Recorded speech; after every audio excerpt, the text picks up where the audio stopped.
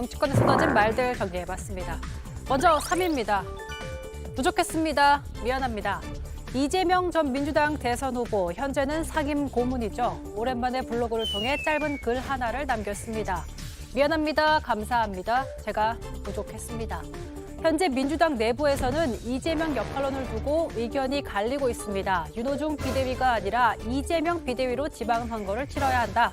아니다. 선거를 막 끝낸 사람에게 부담이 된다. 신중해야 한다. 이런 의견들이 나오고 있는데요. 선대위 해단식 이후 크게 모습을 드러내지 않고 있는 이 고문입니다. 다시 한번 민주당의 총지휘자로 나서게 될까요? 2위 보시죠. 꼼수 없이 특검해야. 윤석열 대통령 당선인이 대장동 특검과 관련해서 이렇게 말했습니다. 부정부패에 대한 진상규명에는 그 진상이 확실하게 규명될 수 있는 어떠한 조치라도 국민들 다 보시는데 해야 된다고 저는 생각합니다. 거기에는 무슨 꼼수라던가 그런 것도 없고 전 늘 주장해 왔습니다. 작년부터. 오늘 민주당 윤호중 비대위원장은 민주당의 특검법을 중심으로 논의가 가능할 것으로 본다라고 했습니다. 국민의힘은 아마 검찰 수사를 더 원할 것도 같은데요. 대장동 다시 논란이 되고 있습니다. 1위입니다. 여가부 역사적 소명 다 했다. 윤석열 당선인이 여가부 폐지 공약을 다시 한번 확인했습니다. 이제는 좀 어떤 근처에 역사적 소명을 다 하지 않았느냐.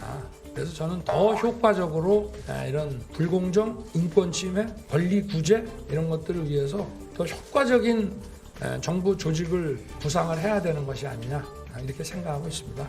네. 하지만 국민의힘 내부에서도 재검토가 필요하다는 의견들이 있었는데요. 이번 대선에 나타난 여성 표심, 국민의힘 정말 여가부를 폐지하게 될까요? 여러분이 픽한 오늘의 썰 무엇인가요? 네, 윤석열 당선인 얘기와 그리고 이재명 상임고문 얘기를 좀 들어봤습니다. 하나씩 좀 더해서 픽해서 촌철살인을 더해주시면 먼저 장철민 의원님부터. 저는 뭐 문자가 지금 엄청 많이 오고 있기는 하지만 예. 저 이재명 후보 비대위 얘기를 그래도 드려야 될 것 같아요. 그러니까 정말로 이제 이재명 후보를 지지하시고 아끼셨던 분들이라면 예. 정말 이게 비대위원장을 이재명 후보가 직접 맡는다는 건 정말 후보를 두 번, 세 번 죽이는 일이거든요. 정말로 지금 여러 가지 대선 과정에서 이 지쳐 있는 부분들도 있고 또 특히나 지금은 이 당이 혁신해 나가는 과정에서 예. 후보가 비대위원장을 맡게 되면 그 상처가 엄청나게 많을 수밖에 없습니다. 혹시나 네. 조금 무리가 생기면 그건 이재명 후보가 이재명 상임고문이 다 껴안아야 되는 거잖아요. 그럼요. 그러니까 분명히 상처를 입을 수밖에 없거든요. 꼭 뭐 지방선거의 승패랑 상관없이 당을 혁신해 나가는 과정은 굉장히 고통스러운 과정입니다. 거기에서 생겨나는 상처가 굉장히 클 수밖에 없고요. 그래서 이재명 후보를 정말 지지하시고 아끼시는 분들이라면 조금은 기다려 주실 필요도 있습니다. 후보가 정말로 당에서 정말 좋은 역할들 그리고 앞으로 이 5년 후를 준비하면서 여러 가지 정말 정책적으로 국가적인 과제들을 헤쳐나가는 데서 역할이 분명히 있으실 거거든요.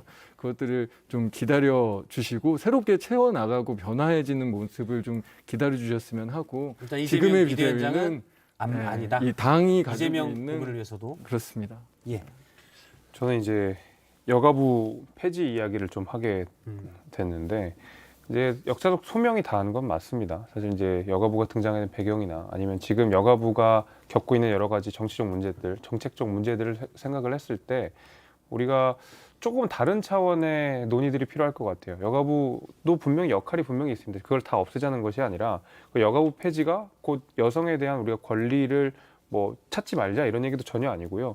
다른 차원에서 우리가 이야기가 돼야 되는데 예를 들면 인권과 관련된 전반을 다루는 부서를 만든다든지 해가지고 재개편을 확실하게 해야 된다라는 생각이 분명히 들고 그런 의미에서 지금 뭐 일간에서 제기하고 있는 여가부 폐지가 곧 반패미 아니냐라고 하는 것은 확실하게 그것은 아니다라는 말씀 분명히 드릴 수 있을 것 같습니다.